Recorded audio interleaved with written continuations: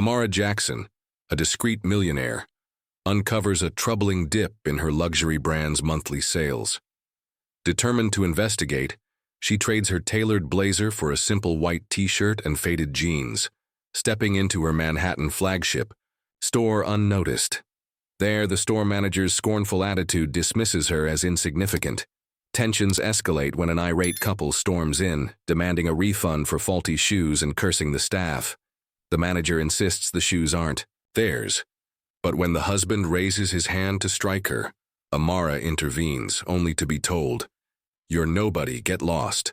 Then, her true identity is revealed. Who is this unassuming woman? Will disdain turn to respect? Where will this clash lead? Share where you're watching from in the comments, hit subscribe for our latest stories, and stay tuned to unravel the twist that'll leave you speechless. The first light of dawn crept through the sheer curtains of Amara Jackson's Harlem apartment, casting a soft golden glow across the minimalist space. At 6 a.m., the city was still stirring, its pulse a distant hum, but Amara was already wide awake, her mind a storm of numbers and instincts. She stood by her kitchen window, a steaming mug of chamomile tea cradled in her hands, her striking features softened by the early hour. At 32, this black woman had built an empire from nothing, a luxury brand, Ebony Elegance, that adorned the elite with handcrafted shoes and handbags. Yet her wealth hadn't changed her. Her apartment, with its thrift store furniture and single-framed photo of her late grandmother, spoke of a life rooted in humility. Amara's eyes, sharp and discerning, flicked to the tablet on her counter. The screen glowed with a report that had kept her up half the night. A 15% sales drop at her flagship Manhattan store, the crown jewel of her 12-location chain. The numbers were stark, undeniable, a jagged crack in the foundation of her legacy. She set the mug down, her fingers tracing the edge of the counter as she paced, her bare feet silent on the hardwood. Something was wrong. The designs were flawless, the marketing campaigns pristine. So why were customers turning away? The answer, she suspected, lay not in spreadsheets but in the heart of her store's culture. She sank into a worn armchair, her braids falling loosely over one shoulder, as she opened the report again. Graphs plummeted like a heartbeat flatlining. Customer foot traffic was down. Online reviews mentioned unwelcoming staff, and whispers of elitism had begun to taint her brand's name. Ebony Elegance wasn't just a business, it was her grandmother's dream, born from sketches on a kitchen table in a cramped Bronx apartment. Amara had poured her soul into every stitch, every curve of leather, building a reputation for quality and inclusivity. To see it falter now felt like a personal betrayal. Her phone buzzed, snapping her from her thoughts. Malik, her assistant and confidant, was calling, his voice crackling through the speaker. "Amara, you saw the numbers, didn't you? They're brutal." "Brutal's putting it lightly," she replied, her tone steady but laced with fire. "This isn't about supply chains or pricing. It's deeper. I can feel it." Malik hesitated, his sigh audible. "You're not thinking of going down there yourself, are you? That store's staff is, particular. They're obsessed with appearances. You show up, they'll clock you as the boss in a heartbeat." Amara's lips curved into a faint smile, one that held both determination and defiance. "Not if I don't look like the boss." She crossed to her closet, bypassing the row of tailored blazers and silk dresses that screamed CEO. Instead, she pulled out a plain white t-shirt, soft from years of wear, and a pair of faded jeans that hugged. Her frame but whispered of thrift shops, not boutiques. She caught her reflection in the mirror. Simple, unassuming, a woman who could blend into any crowd. Perfect. "Amara, this is risky," Malik pressed. "That store's a viper's nest. They'll eat you alive if you don't walk in with your usual power suit and that "don't mess with me" stare." "That's the point," she countered, tying her braids into a neat bun. "I need to see the truth, Malik. Not the polished act they'd put on for the owner, but what happens when they think no one's watching. If the culture's rotten, I'll feel it the second I walk through those doors." She moved to her desk, grabbing a worn leather tote that had seen her through college. Into it went the store's financials, staff profiles, and a notepad for observations. Her fingers brushed a photo tucked into the bag's pocket. Her grandmother, smiling proudly at the opening of the first Ebony Elegance store. "This is for you," Amara murmured, her resolve hardening. She wasn't just fighting for profit, she was fighting for a promise. Malik's voice softened. "You're sure about this? No driver, no security? You're worth millions, Amara. People don't expect you on a bus." "Exactly," she said, slipping on a pair of scuffed sneakers. "They'll see a woman in jeans, not a millionaire. That's how I'll know what's broken." She glanced out the window where the city was waking, taxis honking, and street vendors setting up. "I'm taking the bus. It's part of being invisible." Malik groaned, but there was a hint of admiration in it. "You're impossible, just be careful, okay? Not everyone gets your kind of authenticity." "I'll be fine," Amara said, her voice a quiet blade. "I didn't build this company by playing it safe." She ended the call, her heart pounding, not with fear, but with purpose. She checked her reflection one last time, no makeup, no jewelry, just a woman with a mission. Nothing about her screamed wealth or power, but her eyes burned with the fire of someone who'd clawed her way to the top and wasn't about to let it crumble. As she locked her apartment door, the weight of the day settled on her shoulders. This wasn't just a reconnaissance mission, it was a reckoning. The Manhattan store was the face of Ebony Elegance, the place where her vision met the world. If it was failing, it wasn't just a business problem. It was personal. She stepped into the elevator, the hum of the descent mirroring the pulse of her determination. Outside, the Harlem streets buzzed with early morning energy. Amara joined the flow of commuters, her tote slung over her shoulder, her Metro card in hand. The bus stop was crowded, but she stood apart, her mind already in the store, imagining the gleaming displays and the staff who'd built her brand's reputation, or broken it. She boarded the bus, the doors hissing shut behind her, and as it rumbled toward Fifth Avenue, she felt the thrill of the unknown. What awaited her at Ebony Elegance? Would she find a minor glitch or a culture so toxic it threatened everything she'd built? The answers lay ahead, hidden behind glass doors and polished smiles. Amara leaned against the bus window, the city blurring past, and whispered to herself, "Time to see what you're made of." The journey had begun, and with it a story that would change her empire forever. The bus lurched to a stop on Fifth Avenue at 9:30 a.m., its brakes squealing as Amara Jackson stepped onto the bustling sidewalk. The Manhattan morning was alive. Taxis honked, heels clicked, and the scent of pretzels mingled with exhaust. She adjusted her worn leather tote. Her white gleaming storefront of Ebony Elegance loomed ahead, its glass facade reflecting the city's chaos like a polished mirror. Amara's heart quickened, not from nerves but from anticipation. In her faded jeans and white t-shirt, she was invisible, a ghost in her own empire, ready to unearth the truth behind her store's faltering sales. The weight of her grandmother's legacy pressed against her chest as she approached, her sneakers silent against the pavement. The store's display windows were a masterpiece, handcrafted leather handbags draped over velvet stands, stilettos that caught the sunlight like jewels. Amara paused, her breath catching. She'd sketched these designs herself, late nights hunched over a drafting table, each curve a testament to her vision. Now they stood as sentinels to a brand teetering on the edge. She pushed through the revolving doors, the chimes soft and unnoticed, stepping into the world she'd built from nothing. Inside, the air was cool, scented with leather and jasmine. The store was pristine, its marble floors gleaming, but something felt off. The shoe section was cluttered, displays haphazardly arranged, a far cry from the minimalist elegance Amara demanded. She moved toward a rack of handbags, her fingers brushing a buttery satchel she'd designed 3 years ago. It was perfect, yet the surrounding chaos dulled its shine. Her eyes narrowed, cataloging the flaws. Poor layout, sloppy presentation.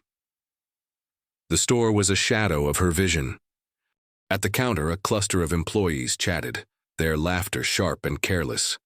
Amara's presence went unnoticed, her casual attire rendering her invisible. She counted 4 staff members, 3 young sales associates in sleek black uniforms, and the store manager, Vanessa Carter, a woman in her late 30s whose tailored blazer and pinned-up hair screamed authority.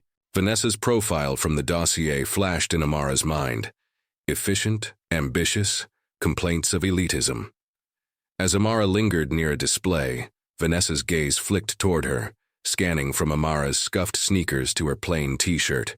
Her lips curled into a barely concealed sneer. "Can I help you?"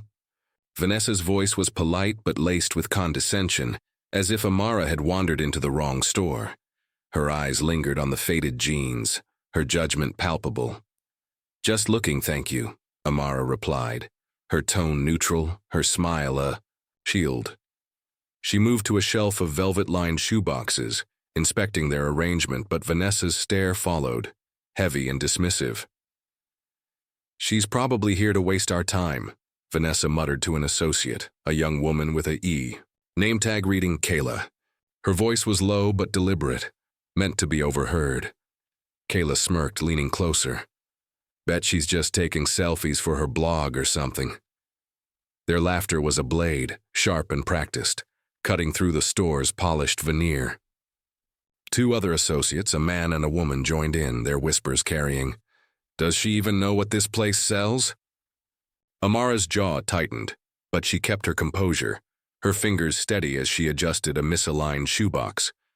The words stung, not for her ego, she'd faced worse climbing to the top, but for what they revealed.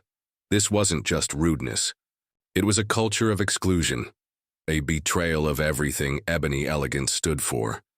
She moved deeper into the store, her tote brushing her hip, her mind racing. This is why sales are down. They're turning customers away. She noted other walk-ins. A middle-aged woman in a tracksuit ignored. A young man in a hoodie eyed suspiciously. Only those in designer labels received smiles, offers of assistance. Amara's blood simmered. Her brand was built on welcoming everyone, from budget shoppers to billionaires, yet here, her staff gatekept. Her legacy. She crouched to examine a lower shelf, catching the reflection of Vanessa in a nearby mirror. The manager stood with arms crossed, whispering to Kayla, her eyes locked on Amara like a hawk sizing up prey. "Maybe she's lost," the male associate Ethan said, loud enough to draw a chuckle from the group. "Tourist, probably. Thinks this is a knockoff shop.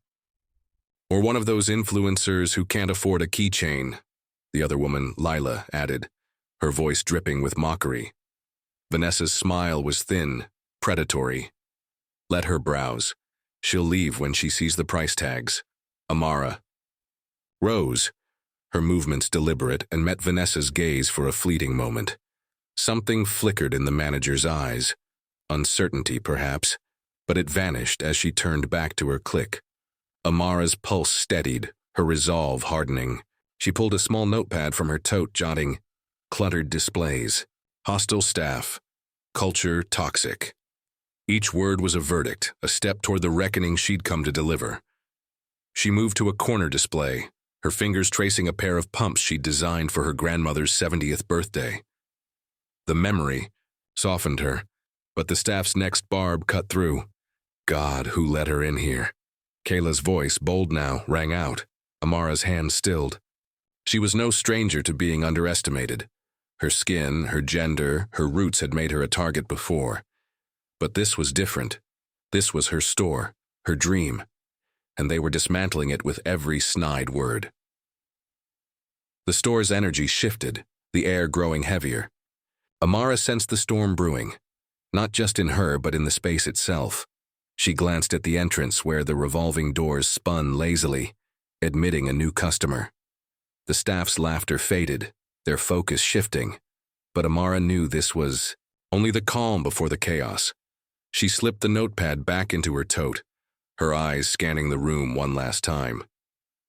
The truth was here, raw and ugly, and she'd seen enough to know where to strike first. Vanessa's clique resumed their chatter, oblivious to the woman in their midst, the one who held their future in her hands. The clock above the Ebony Elegance counter ticked past 9:45 a.m., its soft clicks drowned by the low hum of Manhattan filtering through the store's glass doors. Amara Jackson stood near a display of hand-stitched leather clutches, her fingers grazing their flawless seams, but her senses were tuned to the venomous whispers slithering through the air. The pristine marble floors and jasmine-scented atmosphere couldn't mask the rot she'd uncovered. In her faded jeans and white t-shirt, she was a specter in her own empire, absorbing every barbed word from the staff who thought her beneath notice. Her tote hung heavy at her side, its contents, financials, profiles, her grandmother's legacy, anchoring her resolve. The store was quiet, save for the click at the counter. Vanessa Carter, the manager, leaned against the glass, her tailored blazer a stark contrast to Amara's thrift shop simplicity. Her eyes, cold and calculating, flicked toward Amara, who was now inspecting a row of satin-lined shoeboxes. Vanessa's lips twitched. A silent verdict passed. "She's still here?" she muttered to Kayla, the young associate whose smirk mirrored her boss's disdain. "What's she even looking at? Those pumps are 3 months' rent for someone like her." Kayla's laugh was sharp, a shard of glass in the perfumed air, probably daydreaming. "You know, maybe one day I'll afford a keychain." She tossed her hair, glancing at Ethan and Lila, the other associates, who hovered nearby like vultures circling a kill. Ethan, lanky and smug, adjusted his name tag and chimed in. "Bet. She's one of those wannabe influencers, here for the aesthetic, not the purchase." Lila nodded, her voice a conspiratorial hiss. "Look at her jeans. Does she think this is a flea market?" Amara's pulse quickened, not from hurt but from clarity. Each word was a nail in the coffin of her store's reputation, a confirmation of the toxic culture bleeding her sales. Dry. She moved to a rack of handbags, her movements deliberate, her face a mask of calm. But inside, a fire roared. These weren't just insults. They were a betrayal of Ebony Elegance's soul, a brand built to celebrate quality for all, not just the elite. She crouched to realign a misplaced clutch, her fingers steady despite the storm in her chest. The whispers grew bolder, unchecked by the sparse morning crowd. A middle-aged woman in a tracksuit browsed nearby, her hesitant steps ignored by the staff. Across the store, a young man in a hoodie fingered a pair of loafers, only to catch Ethan's suspicious glare. Amara's eyes darted between them, cataloging the pattern. Anyone who didn't scream wealth was dismissed, their presence an inconvenience. She straightened, catching Vanessa's reflection in a mirrored pillar. The manager's gaze was predatory. Her arms crossed as she murmured to Kayla, "If she touches anything, make sure she doesn't smudge it." Kayla snickered, loud enough to carry. God, can you imagine her trying to buy something? She'd probably ask for a payment plan. The group's laughter was a chorus of exclusion, slicing through the store's elegance. Amara's jaw tightened, her breath shallow. She'd faced judgment before, her skin, her roots, her audacity to rise. But this was different. This was her sanctuary, defiled by those entrusted to uphold it. She slipped a hand into her tote, pulling out her notepad, her pen scratching a verdict. Staff gatekeeping. Customers alienated. Culture rotten. She moved to a corner display, where a pair of emerald green stilettos gleamed under soft lighting. They were her design, inspired by her grandmother's love of bold colors. The memory steadied her, but Lila's next barb cut through. Why is she still poking around? Doesn't she get that she doesn't belong here? Ethan's voice followed, mocking. Maybe she's lost. Someone tell her the discount store's down the street. Vanessa's smile was thin, a blade's edge. Let her wander. She'll slink out when she sees the prices. People like her always do. Amara's fingers froze on the stilettos, her reflection staring back from the display's glass. People like her. The phrase was a dagger, not for its sting, but for what it revealed. This wasn't about her. It was about every customer who'd walked in, wallet ready, only to be judged unworthy. She thought of the online reviews. Staff made me feel small, cold and unwelcoming. and the 20% drop in walk-in traffic. The math was cruel but clear. Her staff's elitism was strangling her brand. She shifted to a shelf of wallets, noting their cluttered arrangement. The chaos was symbolic, a mirror of the disorder within.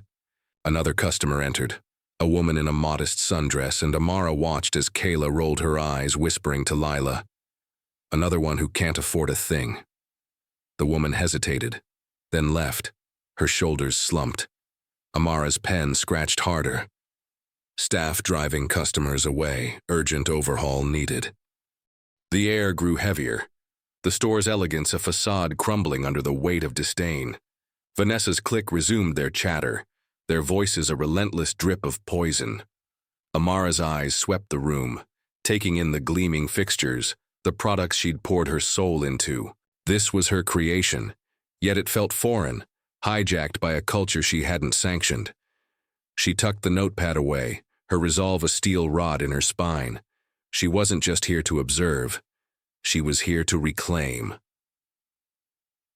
A new sound broke the rhythm, a faint chime as the revolving doors spun, admitting another presence.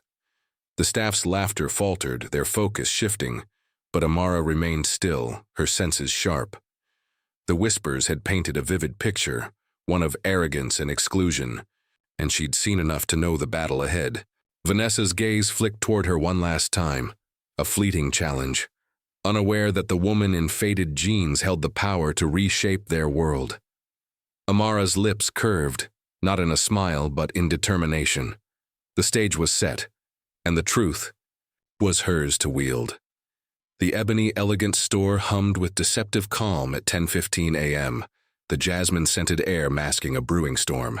Amara Jackson stood near a display of sapphire blue pumps, her fingers brushing their flawless leather.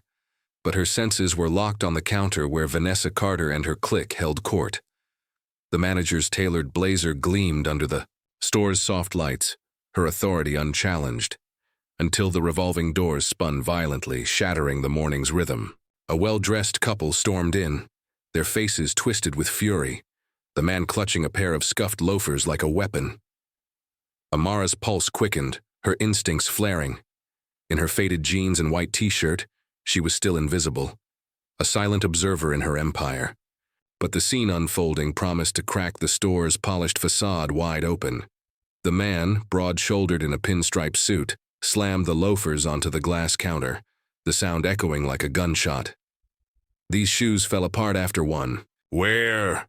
he roared, his voice bouncing off the marble floors. $800 and they're trash. I want a refund. Now!" His wife, draped in a crimson coat, stepped forward, her eyes blazing. "Your brand's a scam. We're not leaving until we see the manager." The air thickened, customers pausing mid-browse, the staff's chatter dying instantly. Vanessa, caught mid-sentence with Kayla, straightened, her professional smile strained but intact. She stepped to the counter, her heels clicking with forced calm.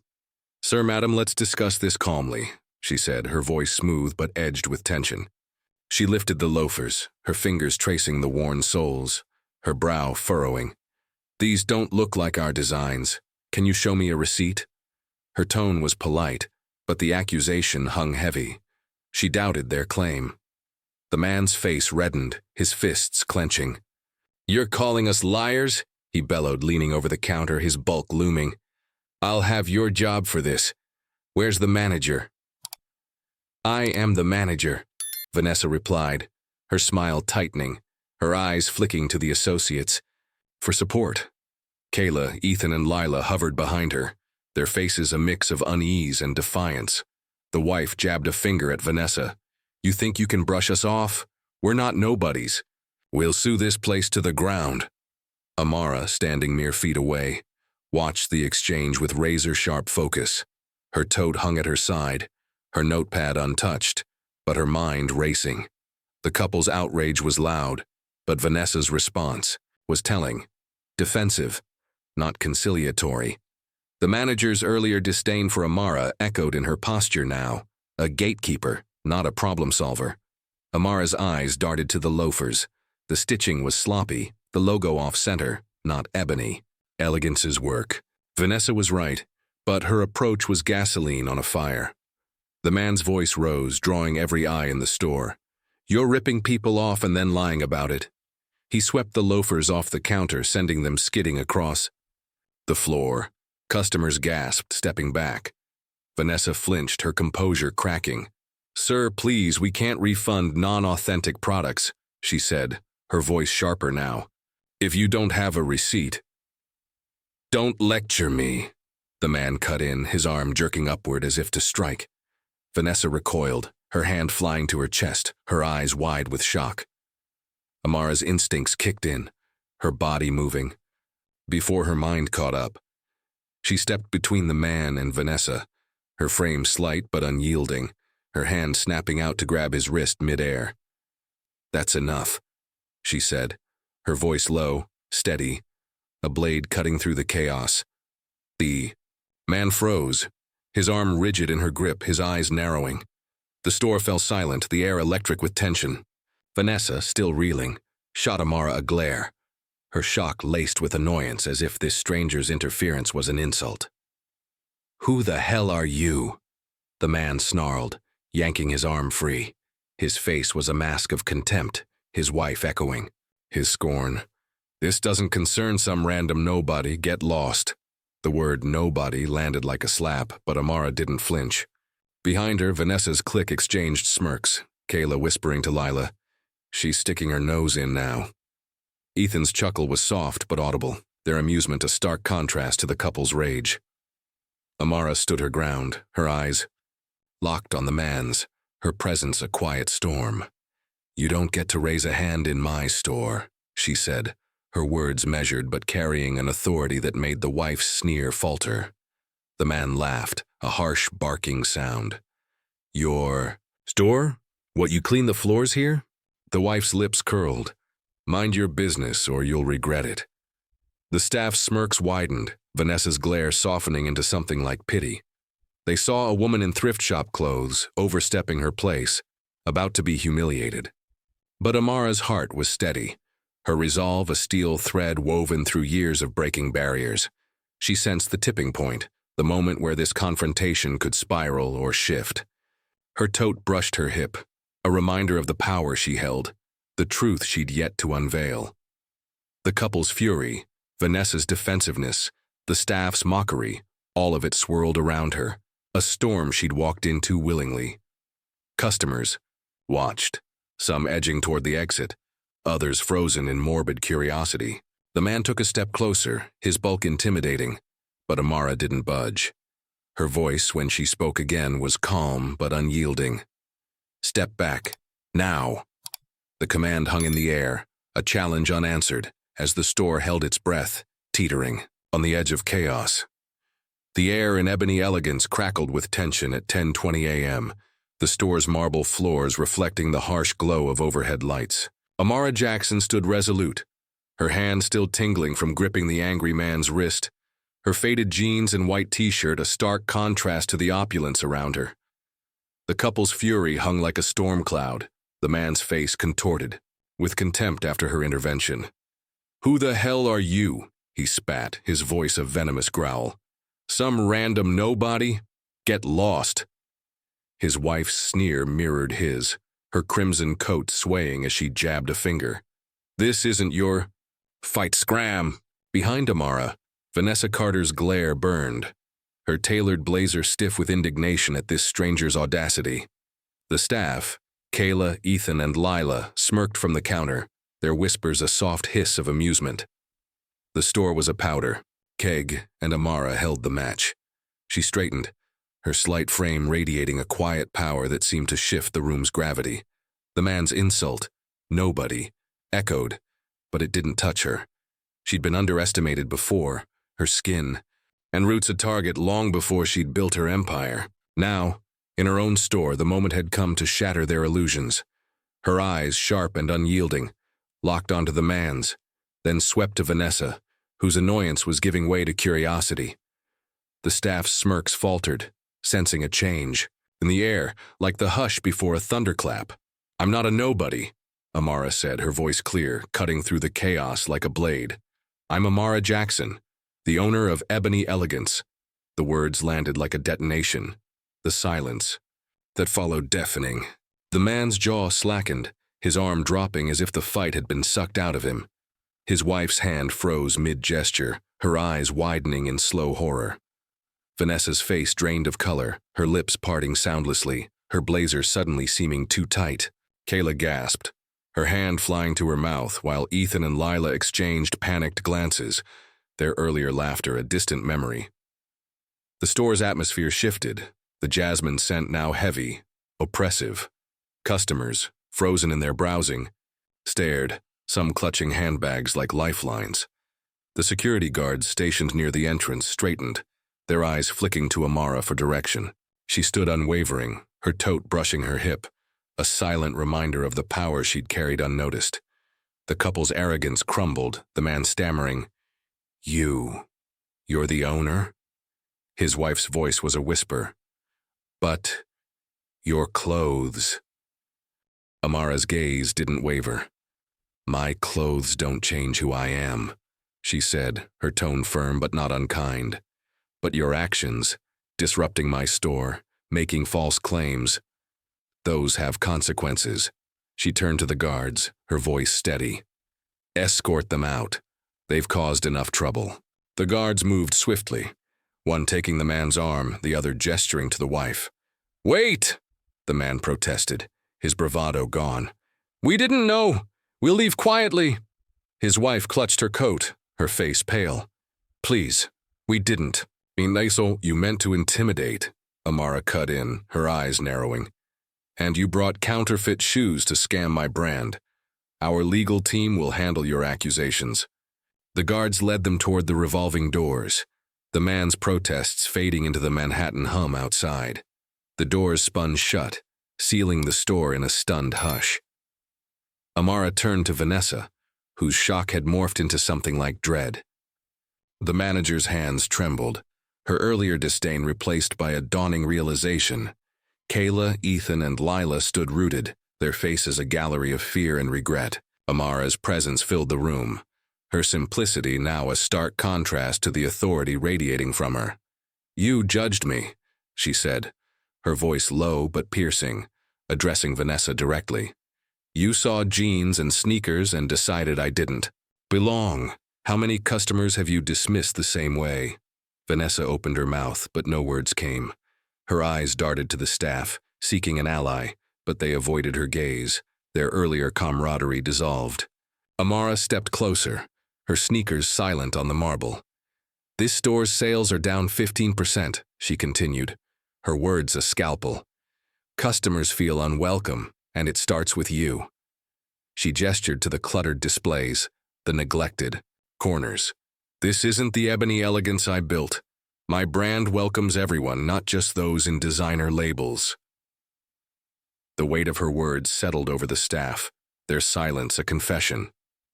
A customer, an older woman in a modest scarf, nodded softly, her eyes on Amara with quiet respect. The store felt smaller, the opulence dimmed by the truth now laid bare. Amara's tote hung at her side, a symbol of her unseen power, but it was her voice that commanded the room.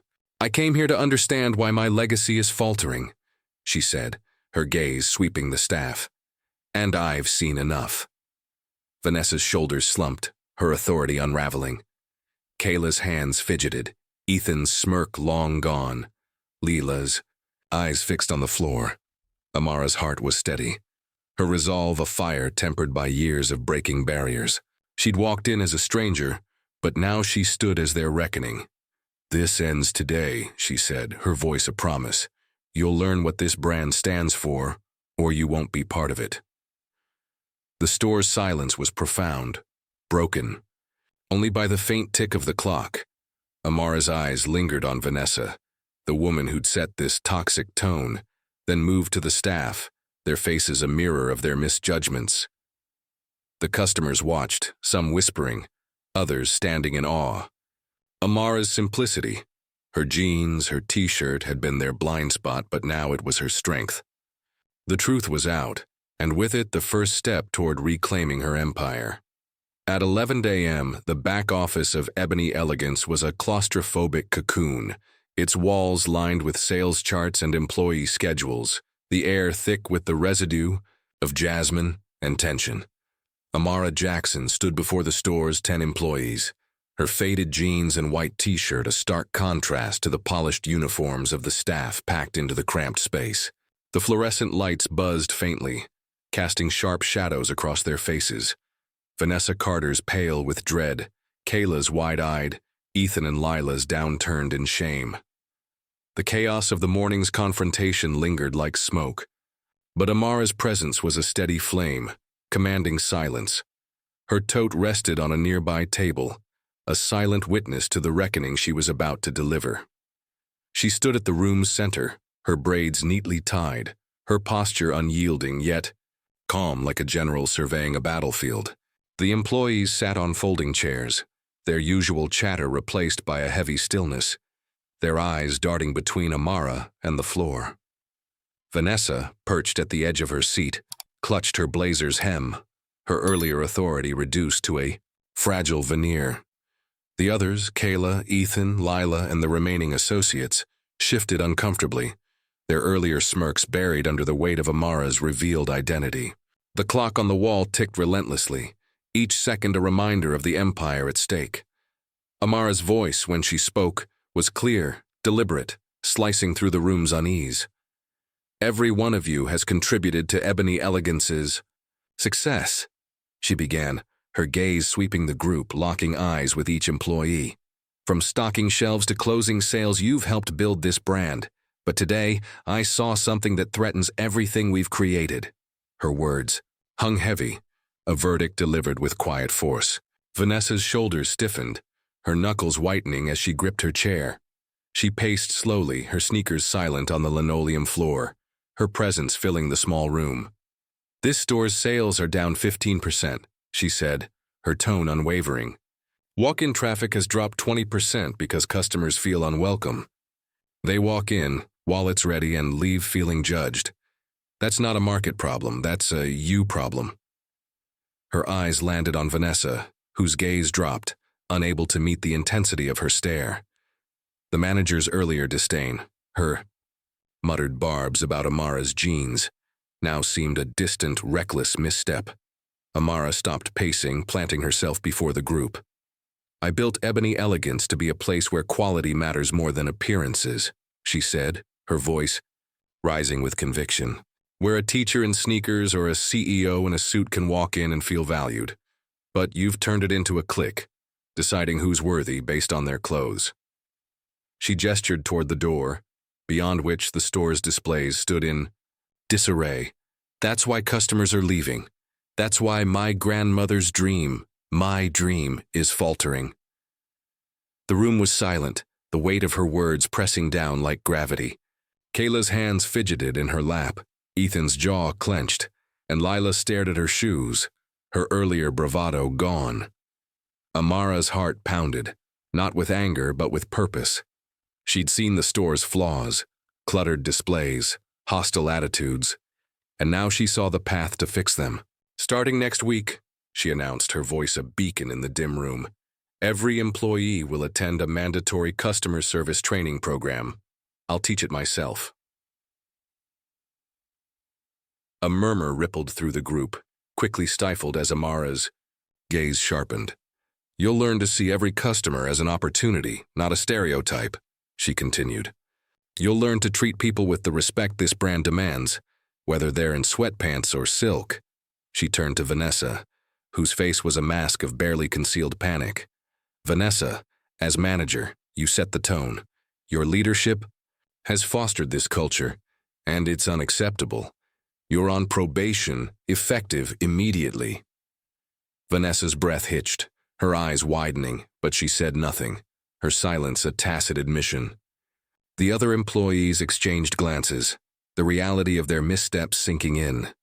Amara's voice softened, but her resolve didn't waver. "Your performance in this training will determine your future here," she said, addressing Vanessa but speaking to all. "Show me you can change or you won't be part of this company." She stepped back, her tote catching her eye, a reminder of the dossiers inside, profiles of these very employees, their strengths and flaws, She'd hired them for their potential, but potential meant nothing without accountability. "This brand is my legacy," she said, her voice low, almost reverent. "It's not just about handbags or shoes. It's about making people feel seen, valued, no matter who they are. You've lost sight of that, but I'm here to bring it back." The room felt smaller, the walls closing in under the weight of her words. A young associate, barely 20, raised a hesitant hand, then lowered it, too intimidated to speak. Amara noticed, her eyes softening briefly, but she pressed on. "I'm giving you a chance to rebuild," she said. "Not for me, but for the customers who deserve better, for the brand that's bigger than any of us." Her gaze swept the group one last time, lingering on Vanessa, whose hands now lay limp in her lap, her authority stripped bare. The clock ticked past 11:10 a.m., the silence profound. The employees sat frozen, their faces a gallery of shock, guilt, and dawning realization. Amara's simplicity, her jeans, her t-shirt, had been their blind spot, but now it was her strength. She'd walked in as a stranger, but she stood now as their judge, their guide, their chance at redemption. "This meeting is over," she said, her voice a quiet command. "Prepare for the training. I expect your best."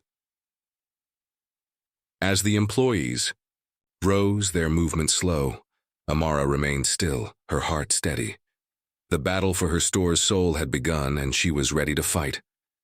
The sun blazed high over Fifth Avenue at noon, its light fracturing off the glass facade of Ebony Elegance, as Amara Jackson stepped onto the bustling sidewalk. The store's revolving doors spun shut behind her, sealing away the morning's chaos. The couple's outburst, her seismic reveal, the stunned faces of her staff. In her faded jeans and white t-shirt, she blended into the Manhattan crowd, her worn tote slung over her shoulder, but the fire in her chest burned bright. The confrontation had exposed the rot in her store's culture, and her words in the back office had set a new course. Yet, as she moved toward the bus stop, the weight of Vanessa's silence lingered, a loose thread in the tapestry of her resolve. The city pulsed around her, taxis weaving, vendors shouting, pedestrians surging.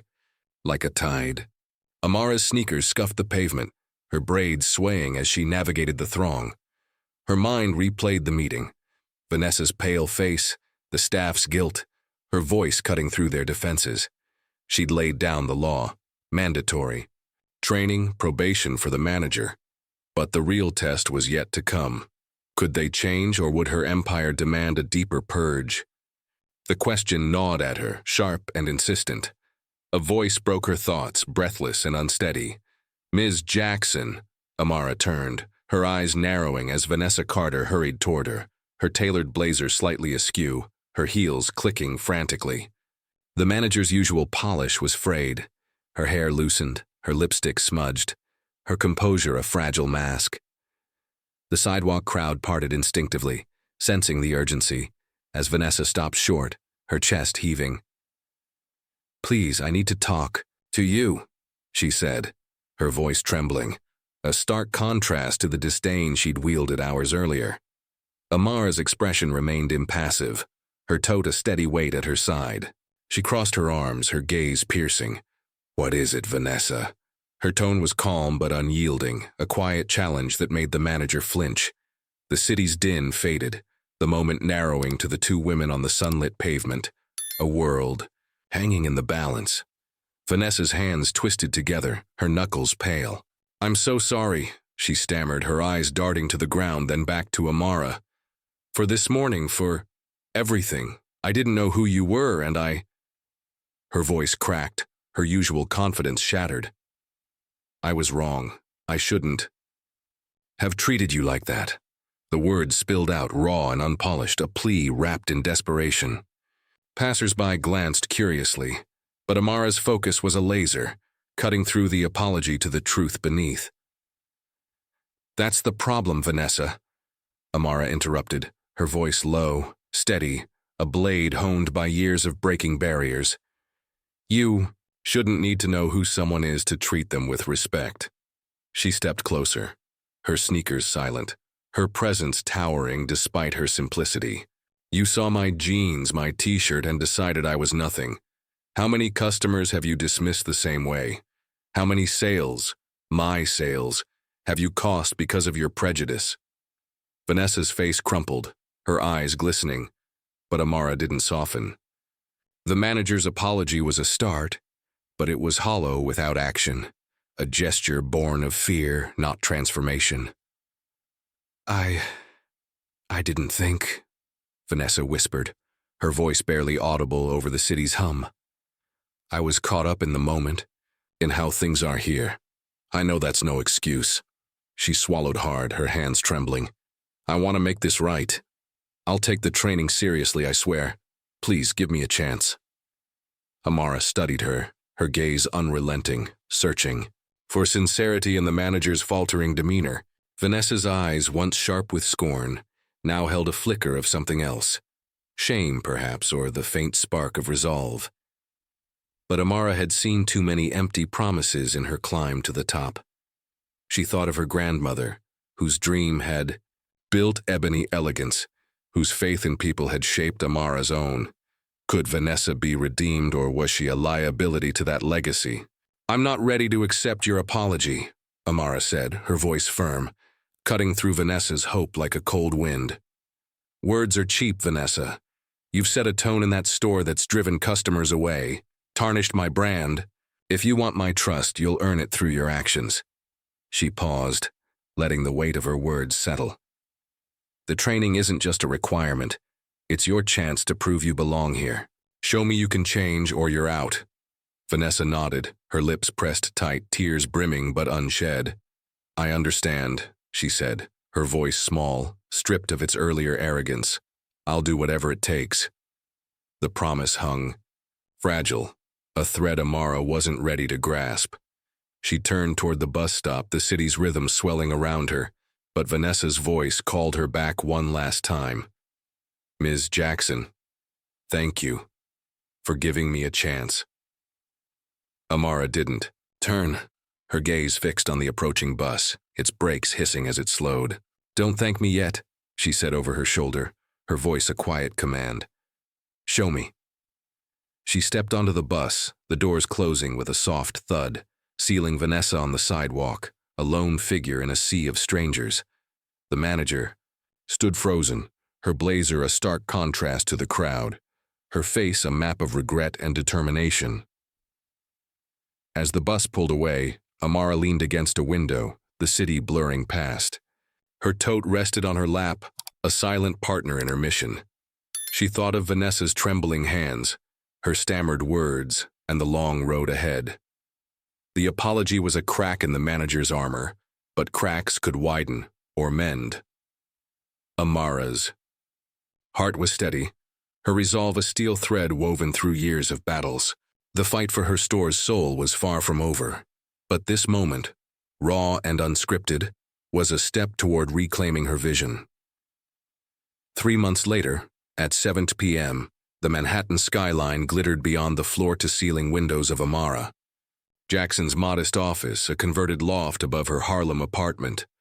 The room was sparse, a desk, a worn armchair, a single photo of her grandmother smiling at the first Ebony Elegance opening, but it hummed with purpose. Amara sat at the desk, her braids loose, her white t-shirt swapped for a simple sweater, her eyes fixed on a tablet glowing with the latest sales reports. The numbers were a revelation. The flagship store's revenue had surged 25%, shattering its previous peak. Her customer service training, now rolled out across all 12 locations, had rewritten the brand's story. Yet, as she scrolled through the data, her mind drifted to the day that sparked it all, a day of disdain and defiance that had set this transformation in motion. She leaned back, the tablet's light casting shadows across her face, her fingers tapping a rhythm of quiet triumph. The reports told a story of renewal, foot traffic up, online reviews glowing with praise. Staff made me feel like royalty, welcoming to everyone, no matter how you're dressed. But numbers were only part of the victory. Amara had fought for her grandmother's dream, for a brand that valued substance over surface, and the evidence of that fight was now etched into every store. She closed her eyes, picturing the flagship's gleaming displays, once cluttered, now pristine, a testament to the culture she'd reclaimed. Her phone buzzed, a video call from her assistant, Malik, his face beaming. "Amara, you've seen the numbers, right? We're killing it." His voice crackled with excitement, but Amara's smile was measured, her mind on the human cost of this turnaround. "It's more than numbers, Malik," she said, her tone warm but firm. "It's about what we've changed." She thought of Vanessa Carter, the manager whose scorn had once poisoned the store, now a linchpin in its revival. The memory of her trembling apology on the sidewalk lingered, but it was Vanessa's actions since that day that had shifted Amara's perspective. 2 weeks ago, Amara had visited the flagship unannounced, slipping in as a customer once more. Her jeans and sneakers a deliberate echo of that fateful morning. The store was transformed, displays minimalist, shoes and handbags arranged with precision, the air vibrant with purpose. Vanessa, once a gatekeeper of elitism, had greeted an elderly woman in a faded coat with genuine warmth, kneeling to show her a handbag's features, offering a chair when the woman's cane wobbled.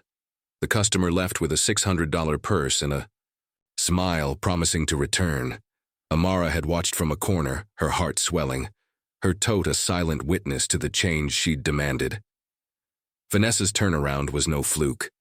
The training, 6 grueling weeks led by Amara herself, had been relentless, a crucible of role plays, customer scenarios, and raw discussions about bias.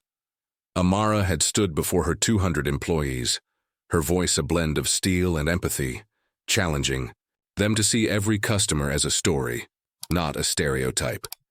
Vanessa had been the first to volunteer for mock interactions, her initial stiffness giving way to a quiet sincerity that surprised even Amara.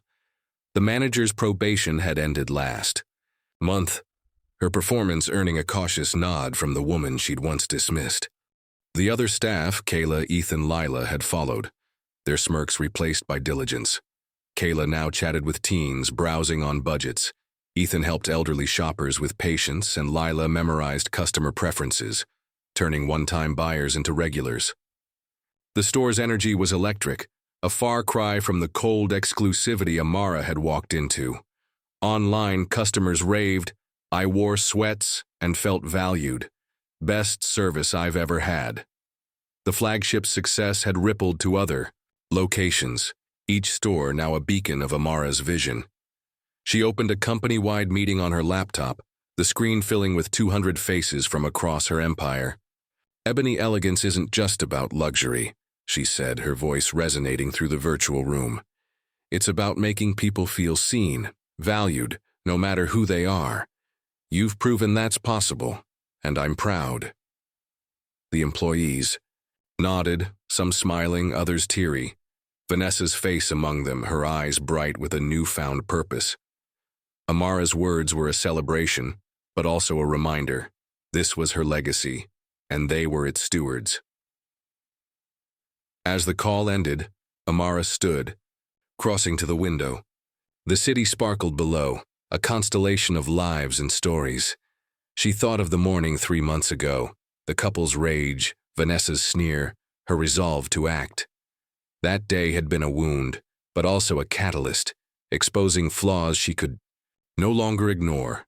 The training, the cultural shift, the soaring sales, they were the fruits of that pain, proof that transformation was possible when rooted in accountability. Her tote sat on the desk, its worn leather a symbol of her journey. She touched it, feeling the weight of her grandmother's photo inside, the woman whose dream had fueled her own. Vanessa's face flashed in her mind, no longer the arrogant manager but a leader reborn, greeting every customer with care. The store was hers again, not just in profit but in spirit. Amara's lips curved, a quiet smile of triumph. The fight had been worth it, and the roots of change were deep, promising a future as vibrant as the city beyond her window. The Harlem night was alive at 8 p.m., its pulse thrumming through the open window of Amara Jackson's apartment, where city lights painted a mosaic across the hardwood floor. She stood by the window, a silhouette against the Manhattan skyline, her braids loose, her white t-shirt and faded jeans a quiet rebellion against the wealth she'd earned. The air carried the faint hum of traffic, the laughter of neighbors, the heartbeat of a city that had shaped her. In her hand, a chipped mug of chamomile tea steamed, its warmth grounding her as she gazed out, her mind weaving through the triumph of the past 3 months. Ebony Elegance, her empire of handcrafted luxury, was no longer just a brand. It was a testament to a vision reborn, a legacy forged in the crucible of one transformative day. Her apartment was a sanctuary of simplicity, its thrift store furniture, and single-framed photo of her grandmother, a stark contrast to the opulence of her stores. The photo, perched on a shelf, caught her eye, her grandmother's smile radiant at the first shop's opening, a reminder of the dream that had carried Amara from a Bronx tenement to the top. She set the mug down, her fingers brushing the frame, her heart swelling with a quiet pride. The flagship store's sales had soared 25%, her customer service training had reshaped her 12 locations, and online reviews glowed with praise for a brand that welcomed all. But this victory was more than numbers. It was personal, a promise kept to the woman who'd believed in her. Amara crossed to her desk where her worn leather tote rested, its contents, dossiers, sales reports, a notepad, a chronicle of her journey. She opened the notepad, its pages filled with observations from that fateful morning. Cluttered displays, hostile staff, culture toxic. Those words, scrawled in anger, had been the spark. She'd walked into her store as a stranger, dismissed, in her jeans, only to unveil her power and demand change. The memory of Vanessa's sneer, the couple's rage, the staff's shock. It was a wound that had healed into strength, a scar she wore with honor. Her phone buzzed, a message from Malik. Just got another 5-star review. The customer said Vanessa made her feel like family. Amara smiled, the words a balm. Vanessa, once the architect of exclusion, had become a cornerstone of the store's revival, her warmth now greeting every customer, from teens in hoodies to elders with canes. The training Amara had led, 6 weeks of raw, unflinching work, had cracked open the staff's biases, teaching them to see beyond appearances. Vanessa's probation had ended, her actions proving her worth. But it was her quiet sincerity that had won Amara's respect. She thought of her last visit to the flagship a week ago, slipping in unannounced as she often did. The store was a vision, displays sleek handbags and shoes arranged like art, the air vibrant with purpose. A young mother in sweatpants browsed, her toddler in tow, and Kayla, once snide, knelt to show the child a shiny keychain, her smile genuine. Ethan helped an elderly man try on loafers, his patience a far cry from his earlier smirks. Lila memorized a customer's name, turning a one-time buyer into a regular. The store was alive, its soul restored, and Amara had stood in the shadows, her tote at her side, her heart full. The city's lights twinkled, each a story, and Amara felt her woven into them. She'd never sought the spotlight, never traded her jeans for the trappings of wealth. Her bus rides, her thrift shop finds, they were her anchor, a reminder of the girl who'd sketched designs on a kitchen table.